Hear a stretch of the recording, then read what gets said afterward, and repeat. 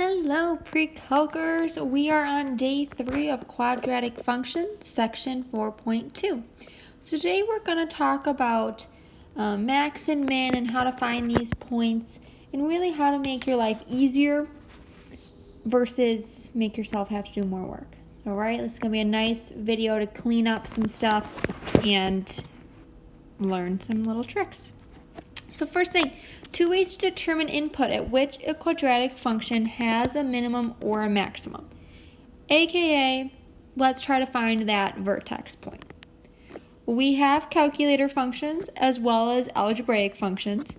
Depending on if it is a calculator or no calculator portion, you should be comfortable both ways, as well as be able to check your work if you have the calculator as a resource and also know that the algebra is there for you as well. So, we have actually already found max and min before. Little refresher, you're going to graph. So you go to the graph button, type in y1, this function that we're given, which is x squared minus 6/7 x plus 2. So kind of gross, but you would plug that in.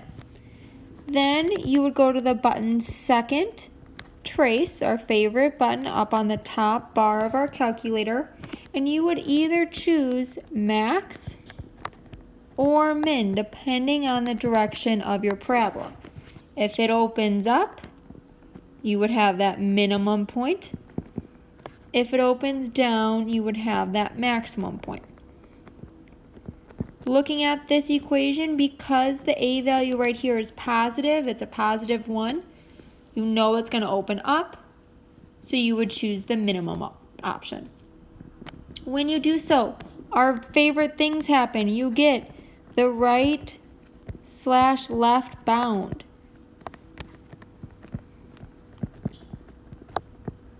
Okay, so that's with the blinky dot. You'll scroll to the left, press enter, scroll to the right, press enter, and it will give you this coordinate point. Please try this before you come to class. Please, please, please. It should be around here. It might have been rounded a little bit different, but if you type that into your calculator, press second, trace, minimum, and do your right-left bound, that should be your vertex point. Now to check it algebraically, we're going to actually have to complete the square and find that vertex point. So we've done this before. G of x equals x squared minus 6/7x plus 2. We're going to move this plus 2 a little bit over. We're going to do our complete the square process, which means b divided by 2 squared. We'll input it right there into that parenthesis. 6 divided by 7, 6/7 divided by 2. Square it. I'm getting plus 9/49.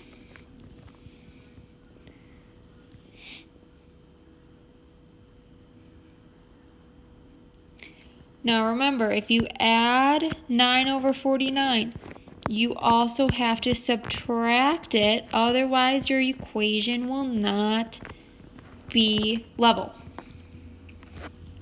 So underline it, just make sure you don't forget that step. If we actually completed this square properly, we are able to factor that term into a squared term. Looking at it, it actually will if you do x minus 3/7.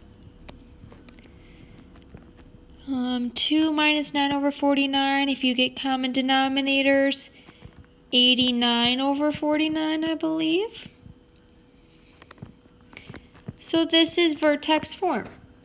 Now we can answer what is the vertex by taking the opposite of what's in the parenthesis and the same as what is outside, and that's the vertex. These, my dears, are actually equal. We did it. right? They're equal. If you typed in your calculator, confirm that should be the same point. So you just proved to yourself you can use a calculator as well as complete the square. If you need help with either of these, please ask during class. Now this next portion, the minimum value occurs at x0 for both of these functions. Realize y equals cube root of f of x compared to y equals f of x. Obviously, this one's easier. We can find that vertex point pretty fast. What we can do is, if these functions are the same, they both have f of x, and we find the vertex here, it's going to be the same x value vertex as my other function. We're going to use that to our benefit. So in other words, I'm going to write a quick little note, maybe start. You will find the max or min vertex, whichever one it is, depending on the problem, for the basic function. In this case, the basic function is just f of x. Then you will apply that vertex to, I'm just going to call it maybe the big function, very, very mathematical today, my friends. Okay, we'll find it and then plug it into the more complicated or bigger function. Let's go through an example and it will make more sense. You try, which means I'm going to try with you. We're going to find the minimum of a function that relates to a quadratic. So, for example, f of x is the cube root of x squared minus x plus 1. We want to find which x value yields the minimum value and what is that value. Okay, solution. According to the remarks just prior, what I just wrote, the x value that minimizes this function will be the same x value that minimizes this function. To find this x value, we'll complete the square, just like we've done in the previous section. Notice they're the same, except for this one now has the cube root of it. What I'm going to do is solve the basic function, what's under the square root, solve it, and at the very end, plug it in to the big function, the one with the cube root. Let's jump in and we'll see what happens. So here's our problem. I'm just looking at the basic of the function, just what's under the cube root. I'm going to complete the square, which means I'm going to move over this plus 1 a little bit. I'm going to input my b divided by 2 squared. So my b value is -1. -1 divided by 2, -1/2 squared. So plus 1/4. You cannot just add 1/4 to a problem and think you're good to go, so make sure you subtract that 1/4 as well. If we did it right, we'll be able to factor this term right here. And we're left with a positive 3/4. So let's see. If I did x minus 1/2, and I square that, I would get x squared minus x plus 1/4. So here we go. This is now in vertex form, so I can find the vertex. The vertex would be 1/2, 3/4. That's great and dandy, but that's just for the baby function. I now need to take that and plug it into my big function right here. Okay, we found the x value that we now can plug into the function to find the y value. Okay, this is the same x value. I'm going to call it x0 if you want, so we can see from above. that is the same x value that is going to be the minimum x value for my cube root function. I found it easy by completing the square. Now I'm going to plug in for the corresponding function. So it's going to look like f of 1/2, which means wherever I see an x, pop in a 1/2.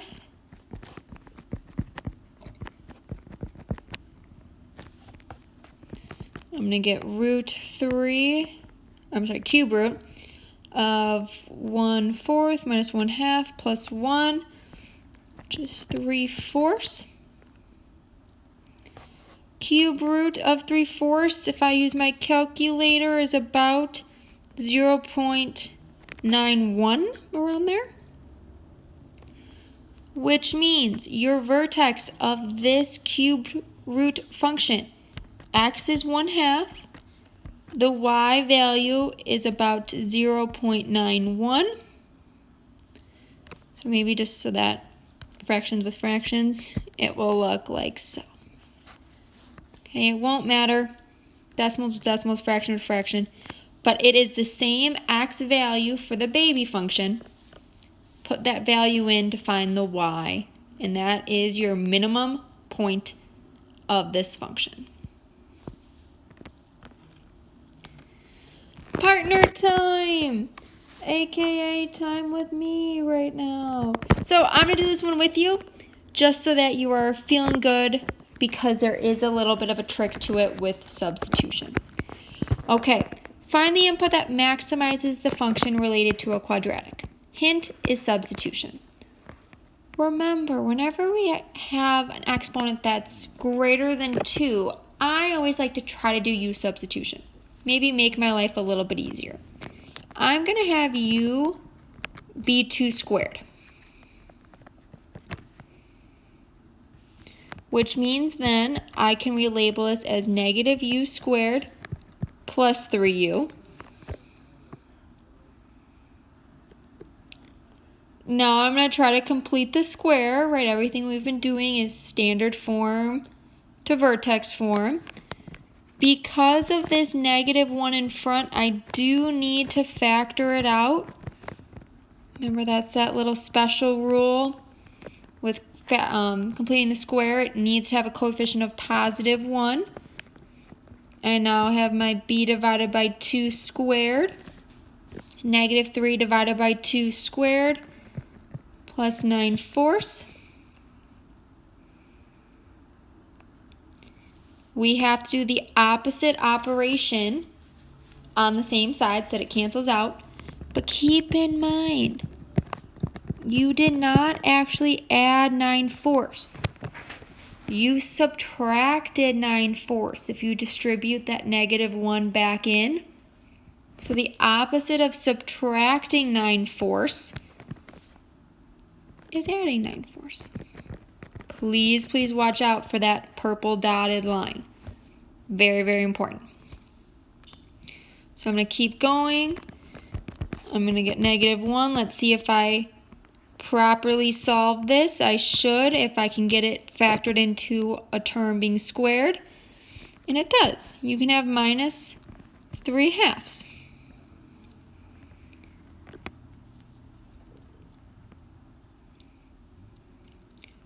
What you can notice now is the vertex is +3/2, +9/4, but this is still with u substitution. Super, super important. So I'm going to call this my x0 right now, but keep in mind we're with u substitution. So I'm going to show that over here. The u substitution, u equals t squared is what I'm plugging into. Well, u is 3/2. Right, it's what we solved for. This x0, it's not x0 yet because I have a u substitution. How do you undo t? You do square root. When you take the square root of both sides, you have to put the plus or minus in your answer. So this is what t can equal. Plus or minus, oops, root 3 over 2. I apologize. Is your t value. Okay, last step here, how to determine if a data set can be generated by linear or quadratic functions. Suppose we have a table of x, y values and x values are equally spaced. Then the data can be generated by a linear function if and only if the first difference of the y values are constant. I'll show you what that means. The data can be a quadratic if and only the second difference of the y values are constant. Let's look. So here, we have our original list. 2, 7, 8, 4, 15. I'm going to look for the difference between each value. So between 2 and 7, I'm actually adding 5. Between 7 and 8 is a difference of 1. Between the distance of 8 and 4, you're actually going backwards 4. Between 4 and 15 is 11. So the first differences here are not equal. That means I am not linear. So right off the bat, first differences, if they're different, maybe write a note. You're not linear. Okay, that's what part A says here. Only if the first differences are constant. Well, then we try to go a little bit further. We now find the difference between the differences above. What's the difference between 5 and 1? Well, -4. What's the difference between 1 and -4? You subtract 5. -4 plus 15 gives you 11. Well, these second differences are not constant. So right here, this right here, the -4, -5, 15, shows me it's actually not a quadratic either.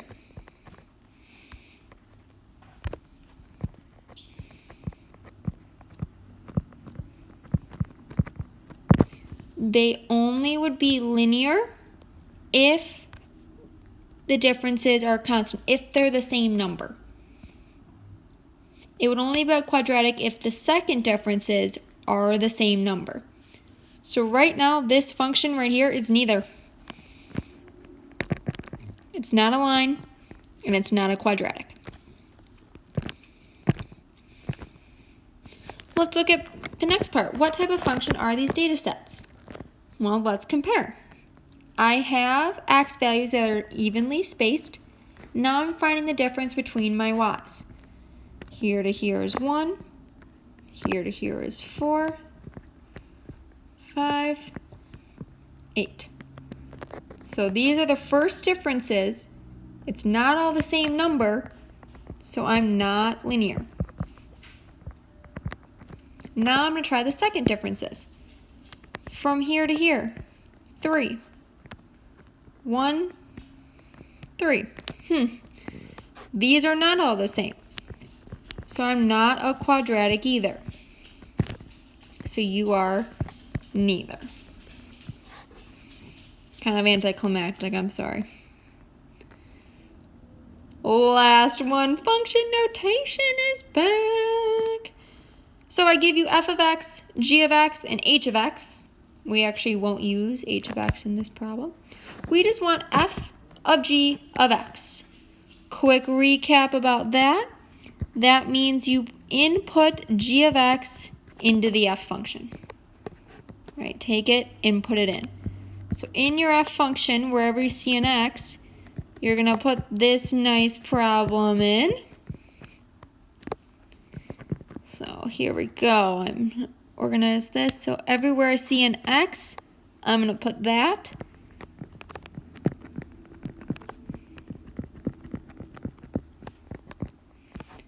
Do some algebra here, distribute.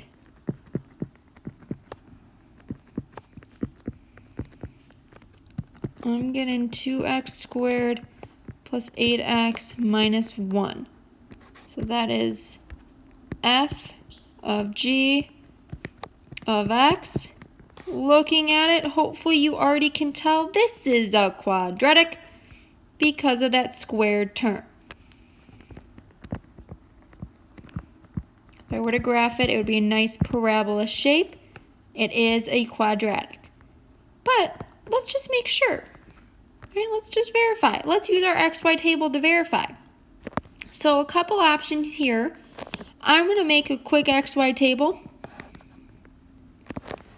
And I'm going to plug in some values so I can find those differences, the first difference and the second difference of my y's, to confirm that the second difference is all the same number. So I'm going to pick just random. I'll go up to 5. That's good. Please pause the video. Input 1. Tell me what comes out. Input 2, 3, 4, 5. Hopefully you paused it. Here are the values that I got.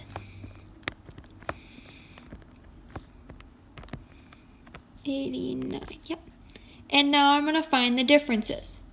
So from here to here, my first difference is 14, 18, 22, 26. Well, that's good. These aren't equal because it's not linear. I know it's not linear. Let's try to do the second differences. 4, 4, 4. Perfect. Right? Because these are all equal. My second difference is equal. I know and can confirm it is a quadratic. Good luck, peeps. You got this.